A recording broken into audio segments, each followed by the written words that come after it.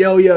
Welcome into the ChrisBeCappinn show, man. Today is August the 7th. 3 WNBA games on the board for today. I do want to send a quick apology. People probably thought I passed away or got locked up or something. I haven't done a show since Tuesday. Some unexpected busyness happened, but all is well. I'm well, my family's well, and that's the most important stuff. My health as well. Like everything's good. I just didn't foresee, didn't have the time. But neither here nor there. I think last time I did a video, I was in the car. I was in the whip. We were talking about Golden State and Toronto. And it's one of my most impressive caps. I will say that. I didn't bet it didn't even end up betting the game. But plus the 13.5, I think, was a winner. They end up losing the game by 11. And we talked about over too. I didn't like it because all the money was on it, but the over was good as well. Over the last 2 days, I bet I had two bets. Last night I had one bet, and the night before I had one bet. On Wednesday night, I had Chicago and the Sparks under, and I just went to sleep. It was such a high score game, but they did end up staying under. I think I got 186.5. I think it finished like 183. Something like that. So that was a winner. And then last night I had Asia over her points, 27.5, I think, and she finished with 26. It was a smaller play. So still up. Like recently, y'all know the stretch has just been really, really good. But in general, recently, last couple of days, still been able to find some ways to make a little bit of money. Gave a little bit back yesterday on Asia, who had a terrible game up until the fourth quarter. But they were able to get the job done last night. So let's jump into it for today, man. I'm already talking too much. Can tell I missed you guys, and I'm glad to be back. Hopefully, it can be more consistent, but I can't make any promises, man. Life is hectic. It's a lot of things going on. So let's jump into it. We'll start off with Jackson. AI Sports Betting Tool is always linked in the description if you guys are interested in checking it out for yourself. Going straight back to the player prop prompt, which has been money recently. So that prompt is analyze today's WNBA slate to identify the highest value opportunities for player props. Focus on lines that show a significant discrepancy against 5-game rolling averages, tracking changes in usage rates due to injuries, favorable defensive matchups, specifically targeting matchups and points, rebounds, or assists. Provide the data, the underlying metrics, and reasoning for each recommendation. So the first look is actually on Arike Ogunbowale over her 14.5 points. It says she's currently playing at an elite level, which makes the 14.5 line look like a significant undervaluation. Over her last 5 games, she's averaging 19.6 points per game, which is a massive 5.1 cushion, point cushion over the current market line. Her volume remains incredibly consistent, as evident by her hitting the over on this specific line in 100% of her last 5 games, 90% of her last 10. So a usage rate, it says Arike is the engine on the Wings offense, while her season average is closer to this line. Her recent 5-game rolling average shows she's found the higher gear lately, increasing her scoring output by nearly 30% compared to her early season marks. Matchup analysis: the Wings face the Golden State Valkyries, and while the Valkyries hold a strong defensive ranking against her position, ranked number 1, Arike has historically shredded this matchup. In her 1 game against them in this season, she dropped 21 points and is averaging 17.5 points per game against them in previous seasons. Her ability to create her own shot often overrides even the toughest defensive schemes. So that's pretty good analysis. Jackson also, we'll talk about these other two, but because one of them I actually like. So we'll get into those. But yeah, always linked in the description, man. Let's get into the 3 games we have on the board for today. The first one will be in DC. Actually, when I was looking at this game early this morning, about 4:30, I was like, man, I wonder how much tickets are. Take me a trip up to DC. DC got a game against they had another really good game coming up too. I forgot who they play on Sunday, but regardless, that part doesn't matter. Anyway, let's get to the game. So lining this one open with Washington laying, with Atlanta laying 3.5. There was some 4.5s out there as well, and that's where the market has kind of pushed. It looks like it's more Atlanta money coming in here, and the total is also continuing to rise. It's open about 170.5, 169.5 on FanDuel. It's up to 171.5. So early action is on the over, and it's on the Atlanta Dream. Injury-wise, let's talk about that real quick. We have just Tahina Paopao, I think, on the injury report for Atlanta. I think Washington is good. Let me just double check real quick. I want to say Washington is good. Yeah, Washington is good. So should be a good matchup, man. We have an Atlanta team that is playing their first road game after 3 straight home games. They're coming off that 14-point win against the Phoenix Mercury. On the opposite side, Washington's probably the hottest team in the W right now, especially with the Lynx losing outright to the Sparks last night. That was crazy. I'm watching the fourth quarter. Like, I know they're going to kick it in gear sooner or later. They never did. But, yeah, Washington is 1-5 in a row, 5th straight home game, so I haven't had to change scenery at all. 6 straight covers for them. They've covered every game going back to before All-Star break when they, got the Aces out the way, got the Valkyries out the way, and then covered again against the Valkyries as well. And this is the third matchup between these two teams. Atlanta actually blew Washington out in the first one. They played in Atlanta. I think it was like 107 to like 80-something. I think they beat them by like 28 points. And then then the Mystics got their revenge when they were playing in DC.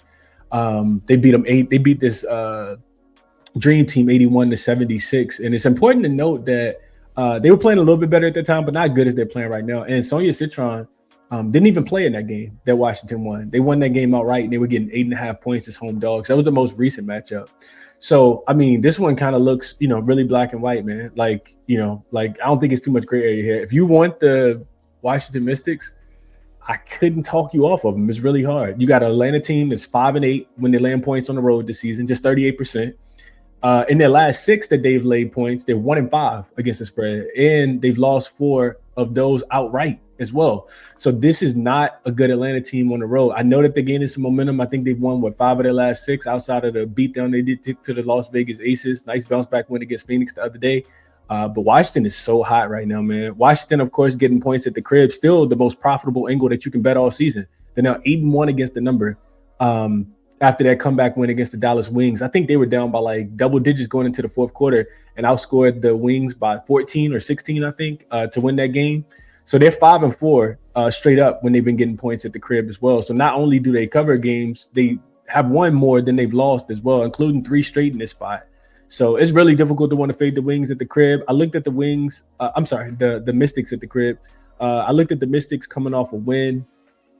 I looked at the Mystics coming off a game when they're facing an opponent that they've already beaten this season and they're getting points as a home dog, and that's been a profitable trend. Post All-Star break, Washington has covered every game. They've been the better offensive team, which is crazy to think that Washington's been better offensively than Atlanta. Slightly worse on the defensive end. Atlanta offense has been kind of Jekyll and Hyde. They had a really good offensive game in that last one, of course, and they played the slightly easier schedule. If I'm betting the game, I think I got to take the points with the Mystics. Just kind of ride the train till you can anymore, man. Atlanta has been good, but like I said, they've not been proven. Just 1-5 ATS in their last 6 road games when they've been laying points, man. It will be Washington plus the points for me and nothing at all. Not sure why this line is going up, but I don't agree with it. I do not agree with it. From player prop perspective, Ryan Howard has played really, really well against this Washington team for whatever reason, because she has not played well against other teams, but she's had some solid games. And I want to say it's because Ryan Howard can score outside the paint. Washington is a team that doesn't give up a lot of rebounds. We know that they don't give up a lot of points in the paint with Shakira Austin and Kiki Iriafen and Michelle Onyenwere down there, even Betts off the bench. So if you beat Washington, you typically got to do it from the outside. You got to get hot from the three-point line. And Ryan Howard is a very streaky three-point shooter. Her, Jordan Canada, all of them. So, yeah, I guess that's what I would look at Ryan Howard if I like the Atlanta side. But, yeah, I think Washington is the right side overall in this game. Don't have a bet on it yet, but that's the way that I'm looking. From a player prop perspective, I want to go over to Outlier really quickly. I know I mentioned Ryan Howard already, but I want to go over yeah, here we go. Outlier. Show is always presented by Outlier. You guys know that. It's on the front page. Linked in the description if you guys are interested in checking it out.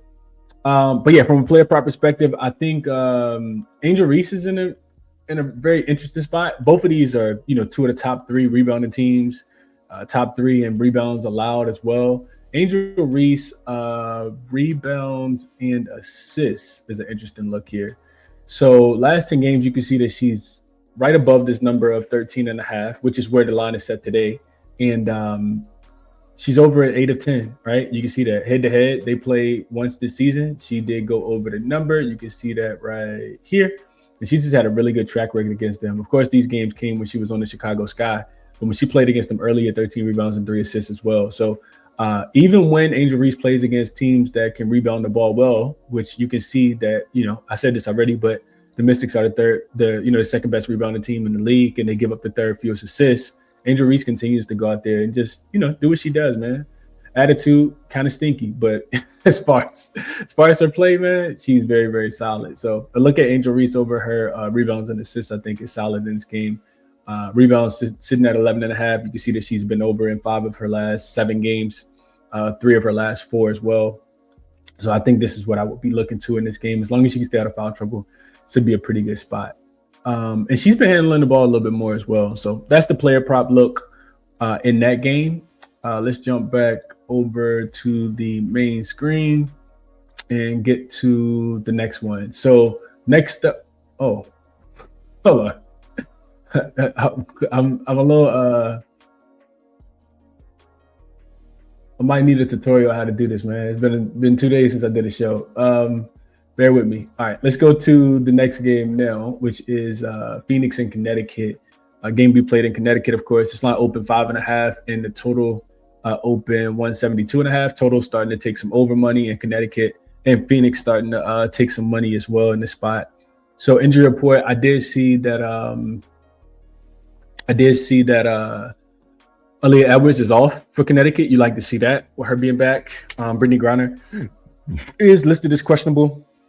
She's always listed as questionable. I feel like Connecticut's just kind of done. Like, a part of me feels like Connecticut. This will be the test, though. Like, I put this in my notes. This will be the test game to see if Connecticut's just going to roll over and play dead for the rest of the season, or if they do have any fight left. Now, Phoenix, of course, is fighting for the playoff spot. I was so close. I was this close to pulling the trigger on them plus the 4.5 the other day when they were getting playing the Atlantic Dream. But something just told me, like, the spot does not set up well for them. This would be the game, one of the games that they would lose. So since Kelsey Plummer's joined the team, we've seen what should have been, 2 overs.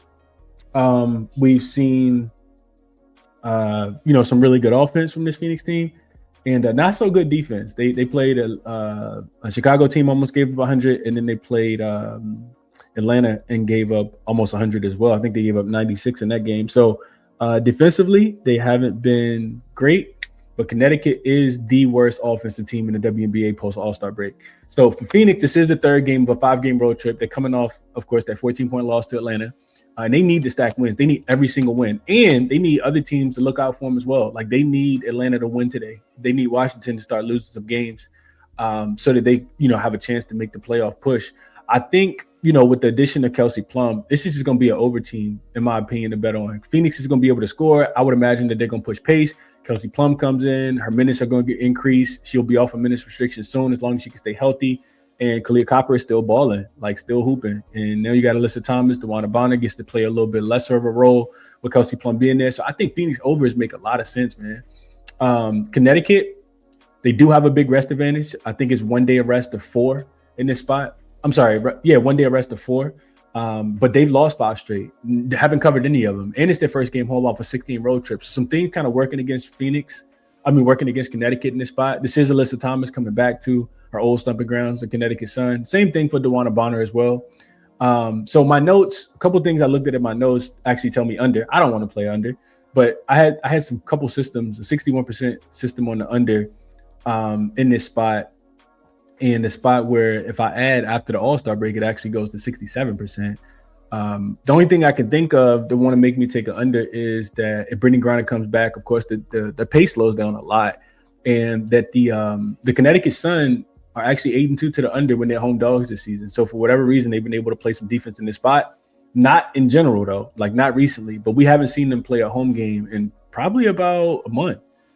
Just because of the All-Star break, the extension of the All-Star break. It's been at least 3-4 weeks because of the road trip that they've been on. So a couple systems on Phoenix as well. I looked at teams that have played their last 5 games on a row and have also lost 5 games in a row.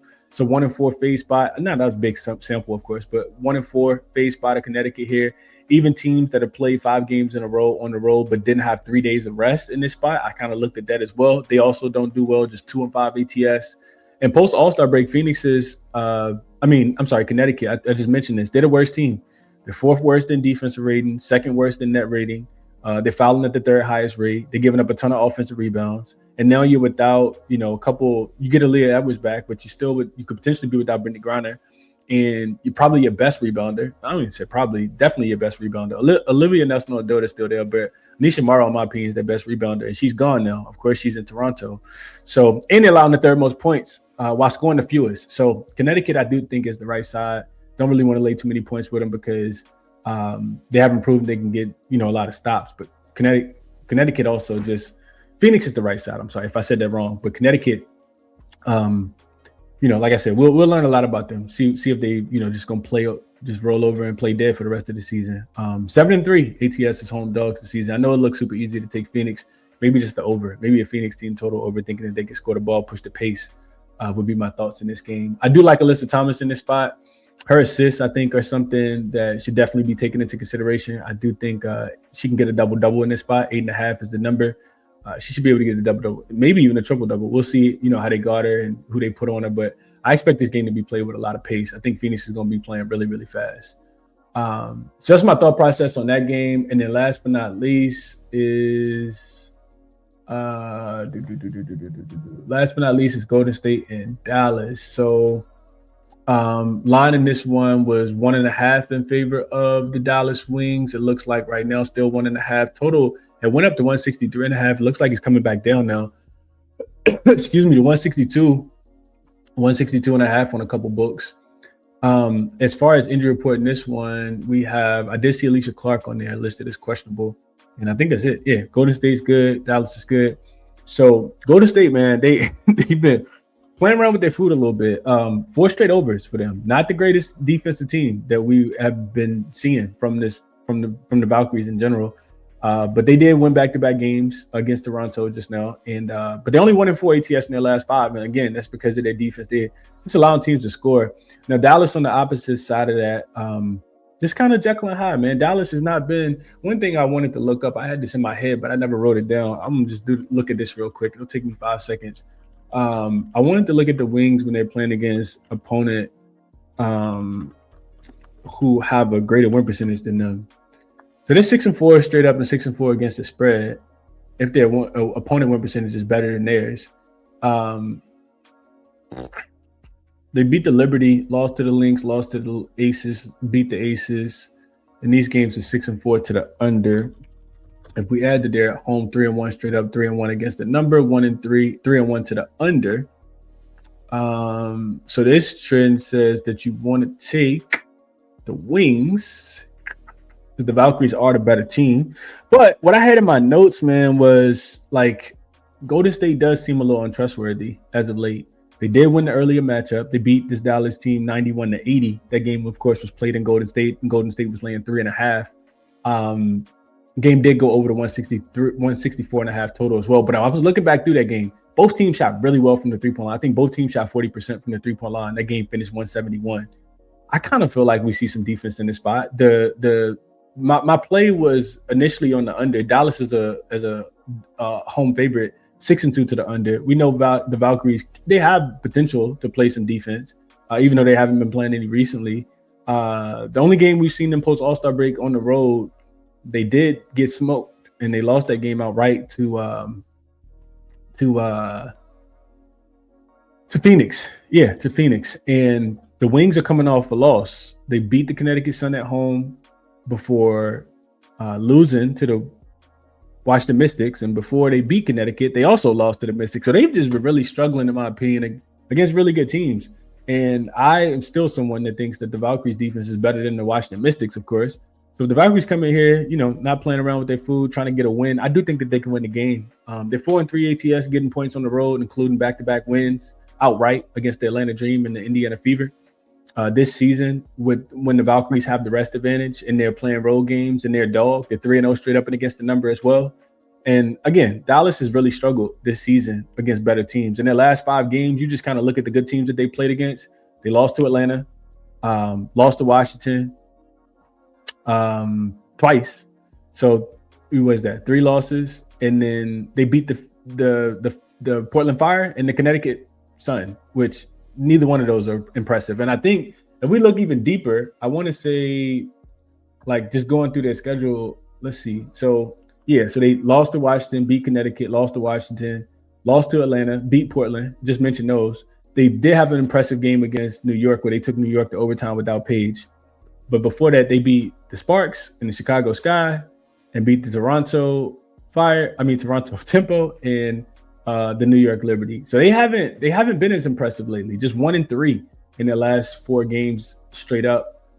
Just 2-4 in their last 6 games straight up. 5-5 ATS, 5-5 to the over under. Just kind of back and forth, man. Will they have a bad taste in their mouth after their last game? Probably so. I would have a bad taste in my mouth too, but I don't know. I kind of think that Golden State gets the job done in this spot. If I had to play it, I think that's the way I would play it. Here's the other thing I wanted to mention real quick. I put this in my notes as well. Scheduling wise, I do think Golden State has a little bit of an advantage in my opinion. They played 3 games since the All-Star break, with the last 2 being at home against a very easy Toronto team. Very easy Toronto team. They won both, didn't cover the second one, of course, but they beat Toronto the second game. Dallas has actually played 4 games already. So this will be their 5th game, and they've had to travel for each one. So Dallas last 5 games, if we go in order, they were in Washington for the last one. They had to come home to play against Connecticut. Before that, they were in Washington again. And before that, they had to play at home against Atlanta. So Atlanta to DC, DC back home to Dallas to Washington, now back home. That's not the greatest travel spot. I think Golden State's the right side. Plus the 1.5 would be my recommendation on this game. I kind of think the traveling spot sets up well for them. And that'll be it, man. Hit the like on the way out. Subscribe if you guys can. A quick recap. Let's see. This is from the other day. These went crazy too. I think I missed one. Anyway, let's see. First game was Washington. And you could actually get a 5 right now. What I'm looking at right now is Washington plus 5.5 on Bet Rivers. I don't think that's gonna stay too long, but money's coming in on Atlanta in this spot. I do think the over is the right side as well, though. Atlanta just not playing a lot of defense. I like the Angel Reese rebounds and assists prop we talked about. I think it was 13.5 rebounds and assists.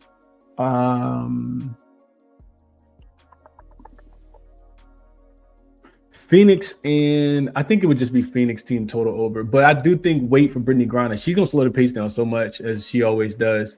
Phoenix team total is 90.5 on FanDuel, and I think that they should be able to get to that team total.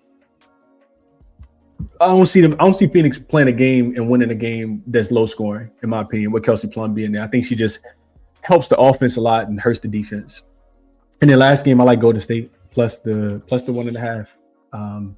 That'll be it. WNBA has been tricky the last couple of days, man. I'm not gonna lie. Some of the things that I had as leans would have not cashed, and I'm glad I've been kind of a little more reserved with the plays. But that's what I'm liking for today, man. Hopefully the show was helpful as always. The resources are linked in the description. Make sure you guys are checking out Outlier for all your player prop needs, and Jackson for all your AI sports betting inquiries and prompts. Use Moneyballer, which I do all the time, especially if I'm looking at trends and stats. OddsJam for the best odds, in my opinion. And that'll be it, man. Enjoy your Friday. Enjoy the games. We'll be back tomorrow, man. I'll catch you guys then. I'm out.